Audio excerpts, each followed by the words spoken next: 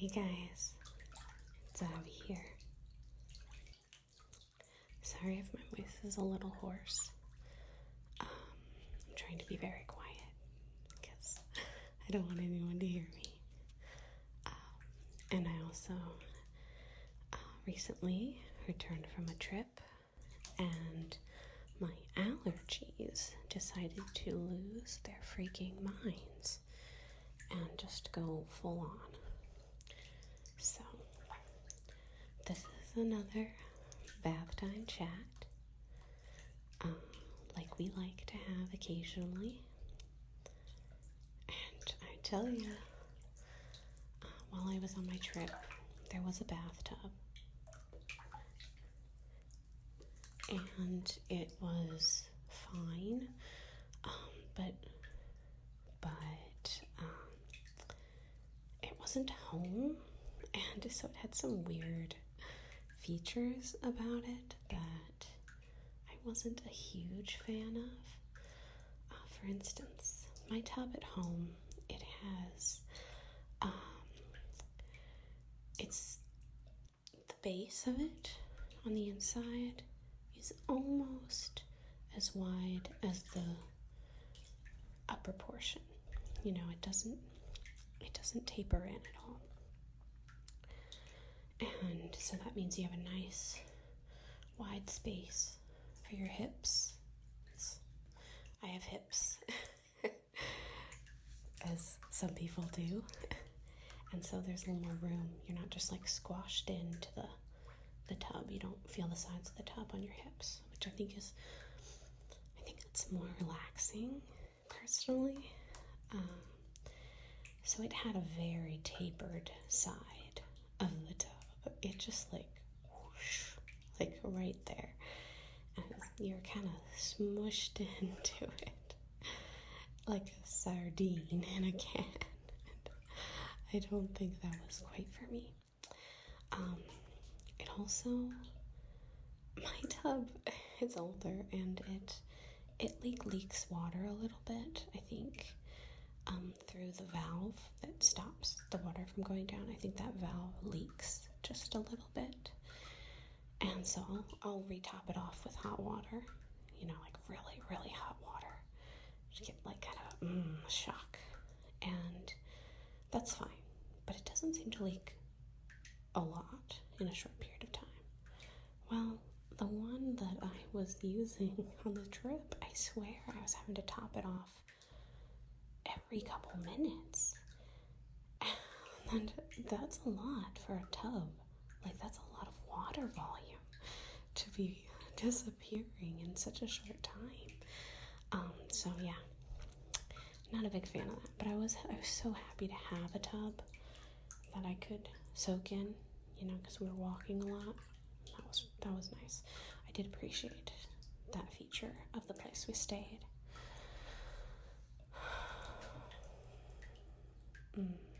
It's very nice in here. Though I will say, the water's hot enough right now that it's kind of making my skin prickle in the places where it's not touching the water. Is that weird? I know, you'll have to tell me in the comments if that's a normal thing. I get that sometimes. Maybe it's just my skin. Needs some moisturizer. I'm really bad at moisturizing. You'd think I would be good at remembering because my skin gets really dry, but I'm not. I'm lazy. I'm so lazy.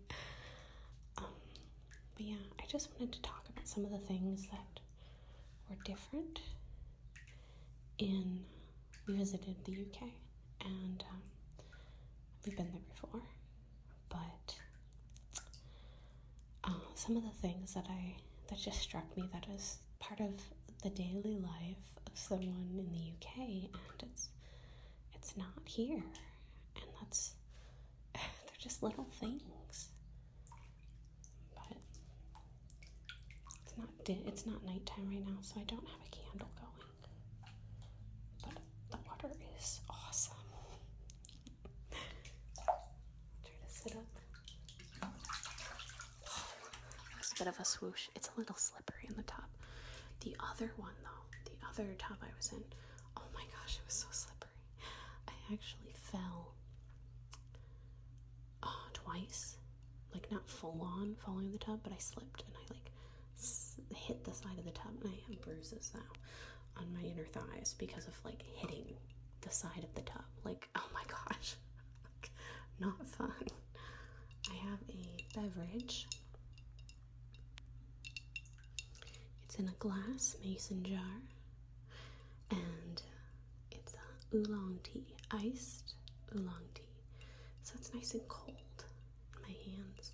And then we have the nice warm tub. It's so good.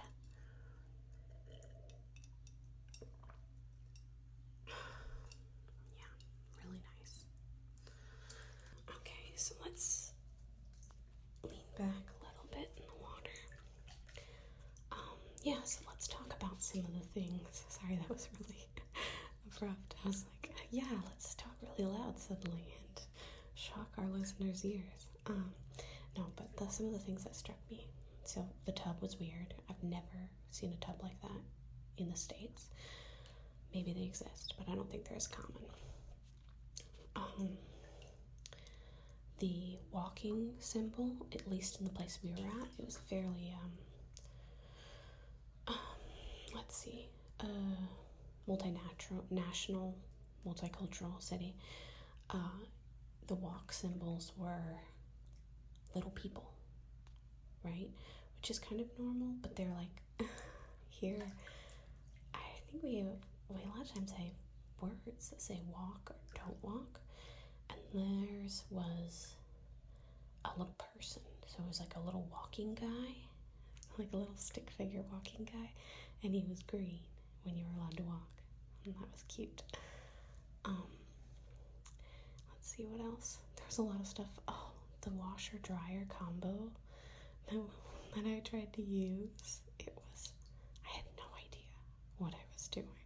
Like, none at all.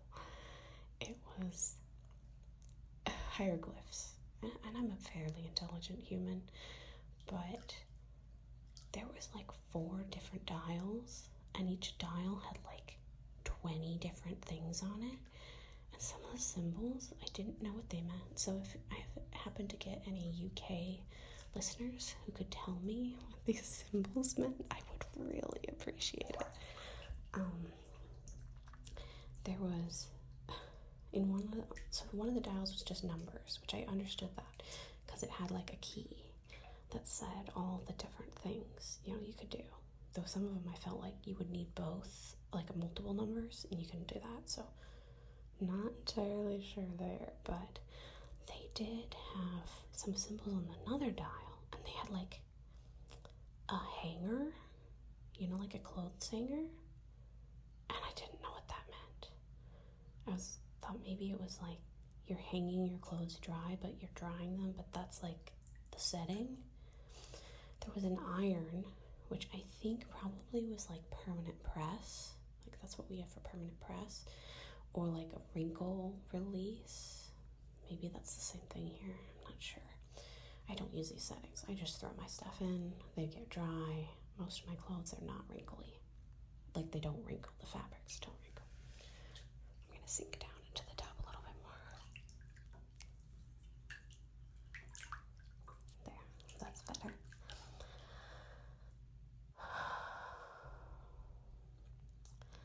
And then there was a symbol of a wardrobe. Like, what does a wardrobe mean? I don't understand that. I don't know what that means. So yeah, I was trying to decode that, and then there was like, I think it had to have been minutes, because I think the symbol for minutes can be like a little apostrophe, but we don't use that here. We just have minutes, and it's like listed as like the key code. So it'd have like 40 apostrophe, 60 apostrophe, 90 apostrophe. It went up to like 180. I thought, wow, if that's drying like 2 hours in the dryer, isn't that a long time? I didn't know what that was, what it meant. So yeah, if you have insight into what those symbols meant, I would really appreciate it. You can definitely leave that in the comments. Let's see, what else? Oh, one of the things that was really hard to get used to. So in the States, as many of you probably know, the light switches for the room are inside the room. This includes bathrooms and kitchens. Well, that's not the case in the UK, at least from what I saw. They're outside the room. So in the middle of the night, I'd be, zombie, half awake, stumbling to the bathroom. And I'd go in the bathroom feeling for a light switch, because that's what I do at home. There wouldn't be one, and I'd just be like, what is going on? Where am I? So that was ridiculous. I kept forgetting, and I'd have to go back out into the hall and find the switch there. And it's not like it was that inconvenient. It was just different. And it probably makes more sense because, well, I do worry about this. What if you had siblings, like when you're growing up, and you had siblings that would turn the light off while you're in the bathroom? Like, is that something that siblings did to each other? Or someone could think there's no one in the bathroom and they'd turn the light off and you'd be there in the dark and you wouldn't be able to see anything. And as a child, I think that could be almost traumatizing if you were young enough. So yeah, if you happen to know if that's something that would ever happened or was like a standard, let me know. I'd be interested in that, because that's something my siblings definitely would have done to me. And I probably would have done it to them if I thought of it. I was the youngest, so I didn't always try things. I don't know why. I feel like that's maybe the opposite of how it is. I feel like the oldest child doesn't try stuff. But no, I was a bit of a fraidy cat in terms of playing pranks and things like that. I think partially because I didn't want any retribution. I didn't want them to be coming for me. Yeah, so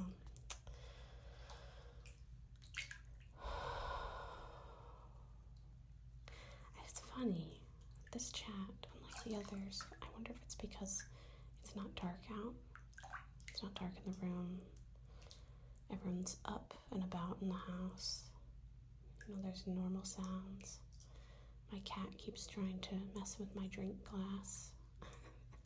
I'll have to edit out a chunk of it on the audio because I shot up in the tub to save my drink glass from my cat. It was really loud. But yeah, I don't know, for this time, I'm actually kind of nervous for this bathroom.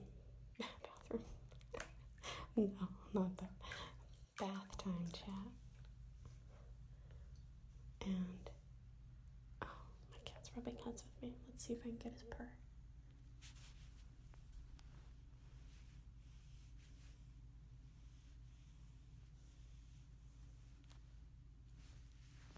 He's purring really quietly. You probably couldn't hear any of that. Or you just heard the fur going against my hair. It was probably too loud. And I'll have to edit that out too. Oh my. But yeah, I feel a little bit nervous. I think it's because it's also been a while since we had a bath time chat. But yeah, let's see what else struck me. Oh, so in the UK, at least in the larger areas, the larger and more populated areas, I saw Starbucks, and for the life of me, I cannot understand why. Starbucks is fine, but it's essentially fast food, and its quality isn't so great. And you guys in the UK, you have so many lovely, unique little cafes. And they have the best tea, and the best coffee, and the best scones, and pastries. And I just don't understand how a place like Starbucks can get any footing other than maybe a novelty, because it's just not as good. It's not as high quality. You don't get the service. Yeah.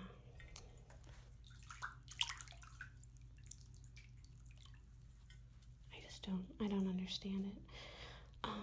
Because I would, love having this many cafes. We do have some. We have some small cafes, and they're all right. But I would have. They're just. It's not quite the same level. I mean, you throw a stone, and you can open the door of a cafe with some delightful little pastries or foods. But yeah, no, it was wonderful. That was just wonderful. I love tea in the UK. The water, at least where in the area we were at. Oh my gosh. The water in the UK was just so much better than here. I mean, our water is pretty good, but it's another world there. So that's something I definitely will miss. It's the water. Oh, you can hear my drain really going now. I don't know why it's so loud. But yeah, there was a lot of things about the UK that I love, but I would tell you this. By the end of our trip, I think we were tired. There is something I definitely miss about the UK. So many things. But I tell you, by the end of the trip, though it was wonderful, there's something about coming home. And I mean that coming home to the people that are your home. And that's something we really missed, our people. And yeah, so that was really nice.